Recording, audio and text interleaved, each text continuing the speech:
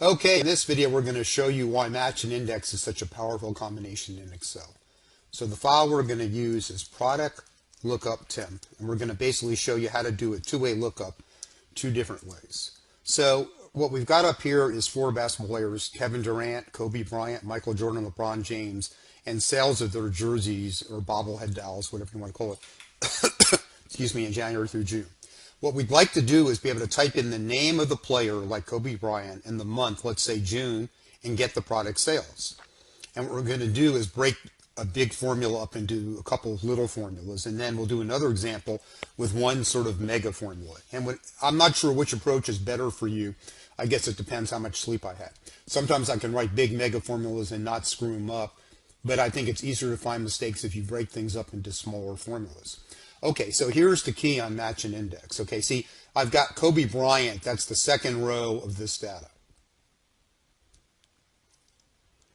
Okay, now I think I've got some, I have a range name, which we haven't discussed yet, so I'd just like to delete that.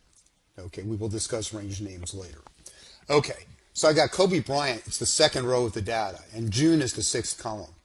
And so how can I use match and index? Well, index, if you knew the row and the column, could tell you what Kobe sold in June, which is this number right here.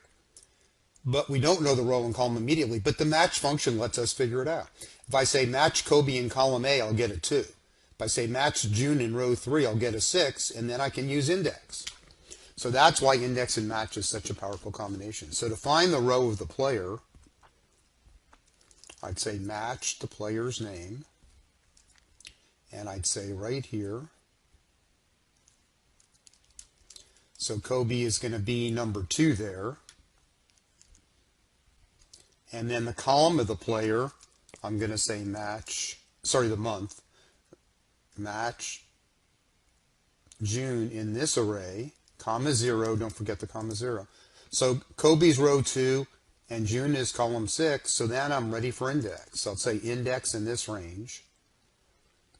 Here's the row, and here's the column, and it should say 814. It does. So if I change this to Michael Jordan in April, it should change, and it does to 912, which is right. And you probably have a question: if I would add new players or add new months, could I make this formula work automatically? And that involves something called the Excel table feature, which we'll get to later in these videos, but for now, just don't worry about that.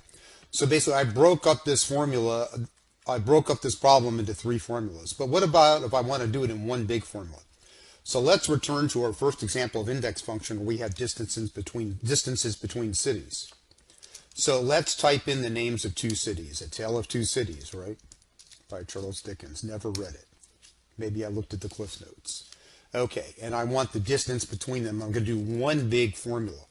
So see, here I separated the match function out in a different cell than the index function formula. Here I'll put them all together. So I'll do Boston and let's say LA. So the distance from Boston to LA should be 3,036. So I do an index function on this array. Okay, now which row? I want to match the first city in this column, comma 0.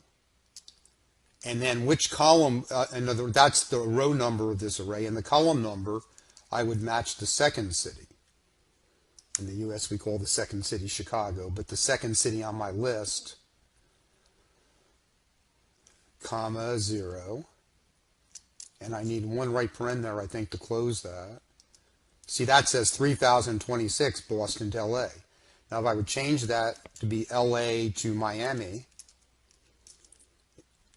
I get 2757. So that works. Now, which method is better? I couldn't care less. I mean, one big formula, if you can do that without making a mistake, that's probably better. But I mean, you're so much less likely to make a mistake if you break things up. But that's really your prerogative. I mean, it's whether you should break up the formula into multiple formulas or do one big formula, I think, as they say, is in the eye of the beholder, just like beauty. So that concludes this video, and we'll have 2 more examples of the match function that combined with the index function in one of them. And then we'll finally use match type not equal 0 to solve an interesting problem.